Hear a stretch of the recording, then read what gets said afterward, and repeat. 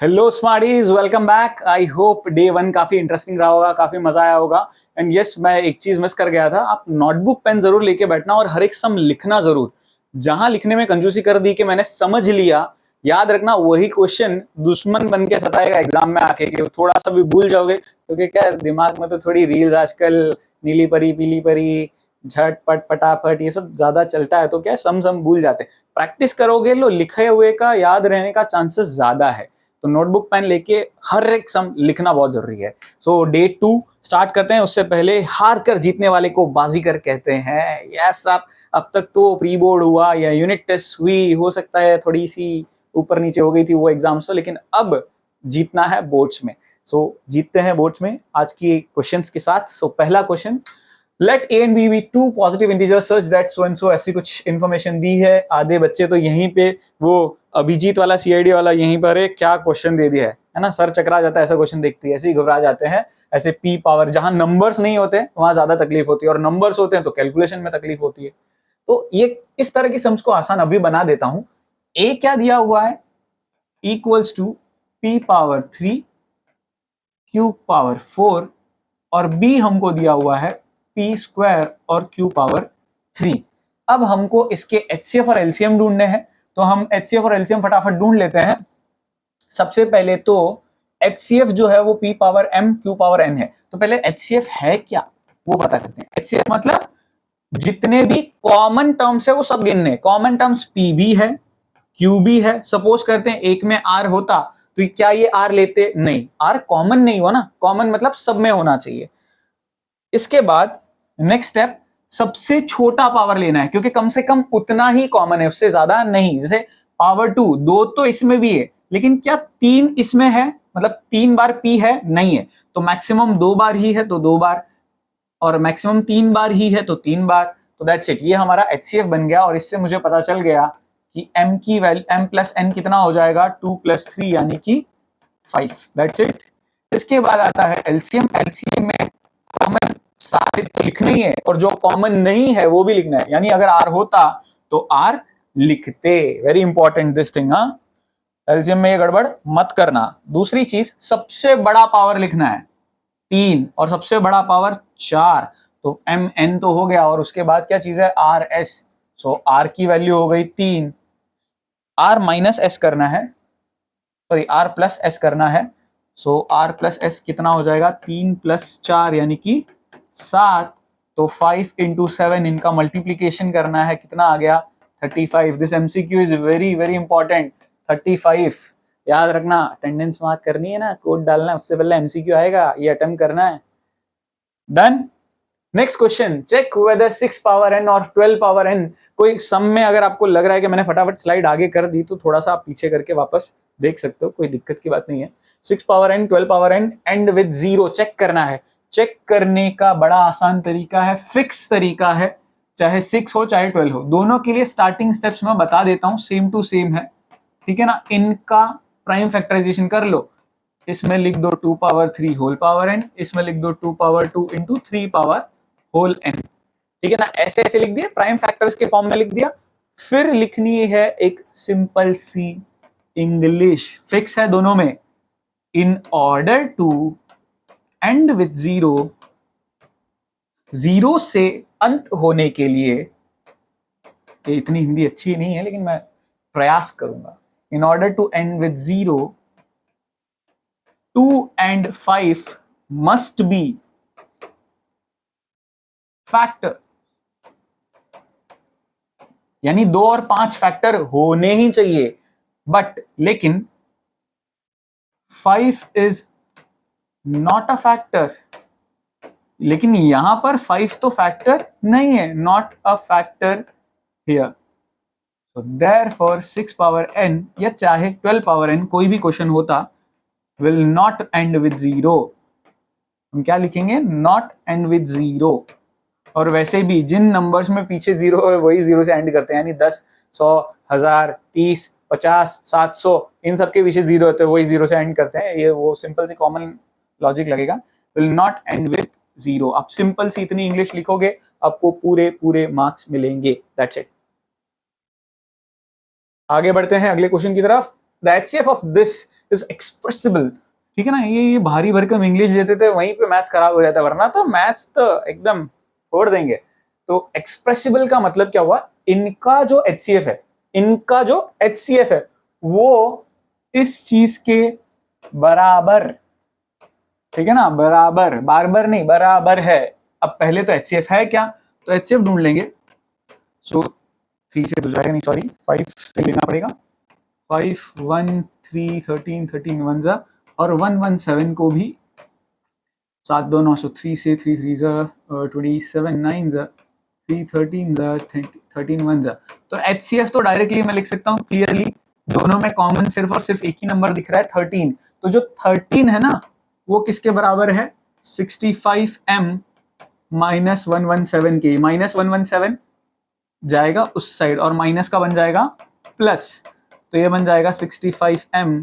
तो 65m जो है ना वो इनके एडिशन के बराबर है, जो कि आता है 130, और 5 का डबल 0 होता है, देता है, मतलब 5 का डबल 10, पीछे 0 देता है, तो ये कहीं ना कहीं ट्रू ही आएगा। तो मैंने आगे क्वेश्चन पढ़ा भी नहीं क्योंकि मेरे को पता था m तो पूछा होगा, एडिशनल और भी कुछ पूछ सकते थे बट m तो पूछेंगे। तो correct answer is 2। That's it, very simple, आराम से करोगे ऐसे सम। बट ये थोड़ी सी इंग्लिश बस आपको करनी पड़ेगी, थोड़ा इंग्लिश वाली मैम को भी पकड़ो, ऐसा कुछ हमको करना है, राइट। रिपीट हो गया गलती से लगता है। Find the least number which when divided by 12 16 24 leaves remainder 7 in each case.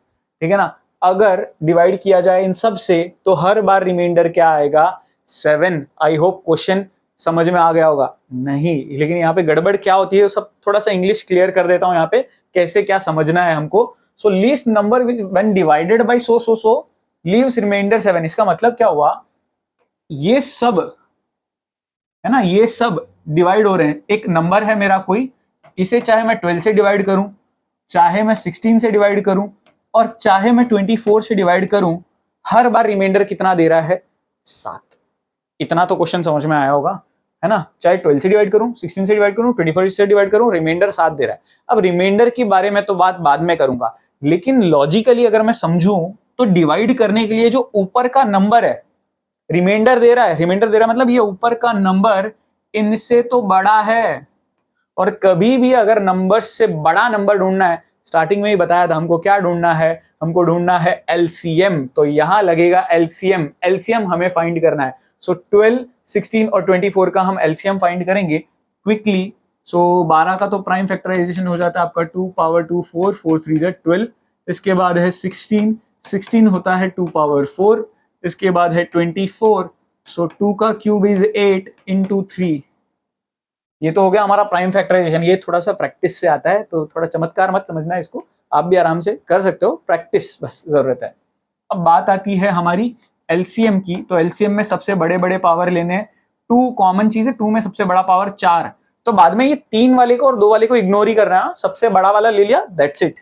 फिर 3 में तो एक ही है, सो दैट्स इट। अब इनको अगर सिंप्लीफाई करूं तो मेरे को मिलता है 48, 16 3 जा 48। ये 48 से हर नंबर डिवाइड तो हो रहा है, लेकिन डिवाइड होने पर रिमाइंडर थोड़ी कुछ दे रहा है, ठीक है ना। 48 को अगर मैं 12 से डिवाइड करूं तो 4 से कटता है, तो रिमाइंडर थोड़ी ना कुछ मिला, है ना। ऐसे अगर मैं देखूं तो 12 4 जा 48, 0 रिमाइंडर मिला, जबकि रिमाइंडर कितना चाहिए, 7। और 7 रिमाइंडर मिलने के लिए यहाँ 7 होना चाहिए, और यहाँ 7 होने के लिए यहाँ 7 होना चाहिए। तो इसीलिए मेरा जो फाइनल आंसर है उसमें मैं क्या लिखूंगा, required number is equal to 48 plus 7 is equal to 55। 55 मेरा करेक्ट आंसर है। ऐसे ये सम को करना है जिसमें कंफ्यूजन होता है। एक गोल्डन टिप जाते जाते दे जाता हूँ, इस सम को जाते जाते, अभी खत्म नहीं हुआ है। तो गोल्डन टिप ये है कि कभी भी अगर आपको इतना पता चल जाए LCM ढूंढना या HCF, तो ज्यादा चांसेस यही है first LCM, second plus remainder, ठीक है ना। कभी भी सम में अगर पहले LCM ढूंढना है तो फिर क्या करना पड़ेगा, रिमाइंडर ऐड करना पड़ेगा। लेकिन अगर HCF वाला सम हुआ तो फर्स्ट सब्ट्रैक्ट रिमाइंडर, यानी रिमाइंडर को सब्ट्रैक्ट करो, देन जो बचता है उससे HCF ढूंढो। एलसीएम वाले केस में पहले एलसीएम ढूंढते हैं फिर रिमाइंडर ऐड करते हैं। एचसीएफ के केस में पहले रिमाइंडर सब्ट्रैक्ट करते हैं फिर जो बचता है उसका एचसीएफ ढूंढते हैं। This is a very super fundamental, एकदम गजब रूल है, बहुत काम लगेगा आपको इस तरह के सम्स में। अब इस तरह का सम, अरे रे रे, एक रूट से तो वैसे ही मुक्ति नहीं मिल रही थी लेकिन मिल चुकी है। फर्स्ट डे 1 अगर आपने देखा है तो एक रूट वाला तो इजीली कर पाओगे, दो रूट वाले एक साथ कैसे? अब इस तरह के सम में भी पहला स्टेप सेम, मैं पूरा लिख ही नहीं रहा, मैं श्योर हूं आपको पता है लेट अस अज्यूम वाली चीज। तो अगर अज्यूम किया है तो मैं इस चीज को लिख सकता हूं बराबर a upon B, A and B are integers. तो इस तरह के सम्स में एक्स्ट्रा स्टेप क्या होता है?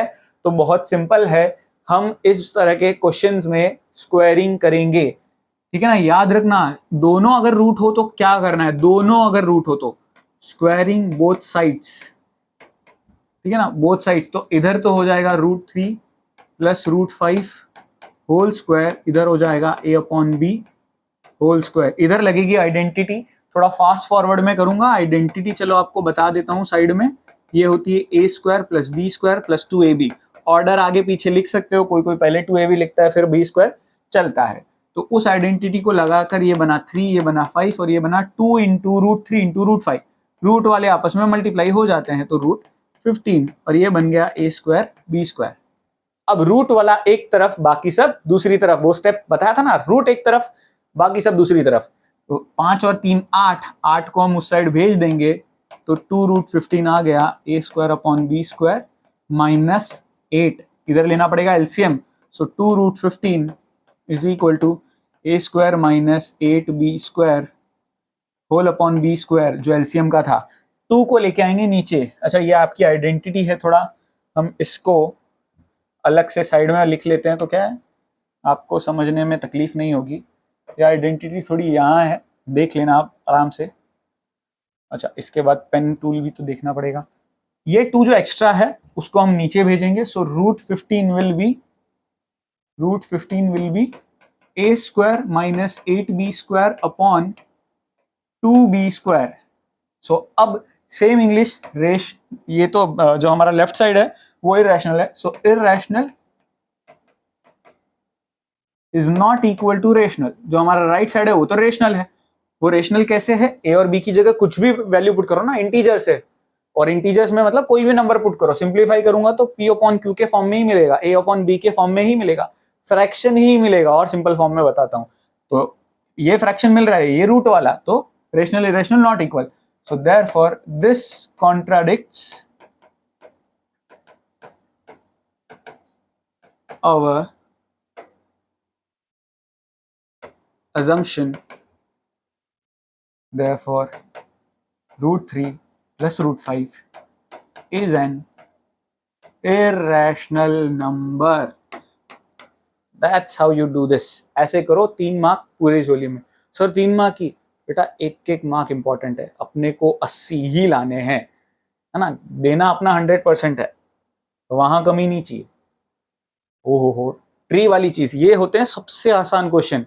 पता नहीं बच्चे इसमें गलती कैसे कर सकते हैं, बट इतना सिंपल तरह का सम होता है, देख लेते हैं, बट बहुत सुपर इजी होता है। देखो इन दो को मल्टीप्लाई करके जो मिलता है वो ये होता है, इन दो को मल्टीप्लाई करके ये मिलता है, इन दो को मल्टीप्लाई करके ये मिलता है, और इन दो को मल्टीप्लाई करके ये, एंड सो ऑन करते करते हम लास्ट वैल्यू तक पहुंचते हैं।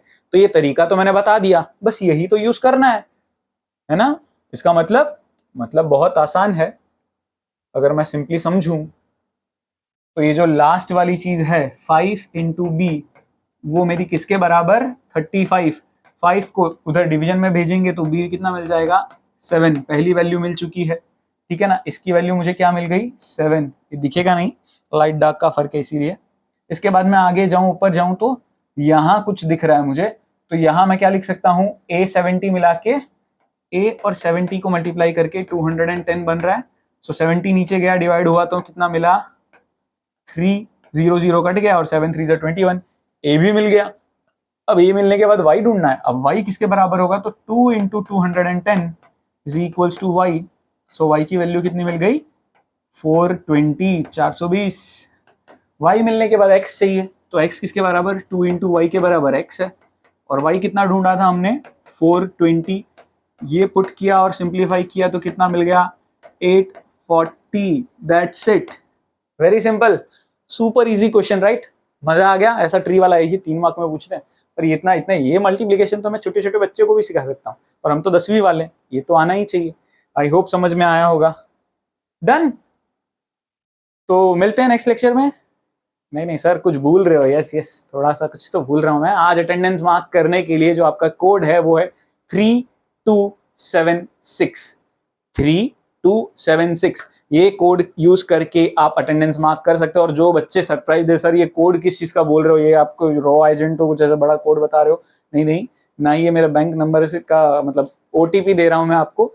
This is 4 digit code to participate in the give away of 360 degree maths, जिसमें आप बहुत ही अमेजिंग प्राइजेस जीत सकते हो। जानना है तो अभी डिस्क्रिप्शन बॉक्स चेक कर सकते हो। Thank you so much for watching. मिलते हैं अगले दिन।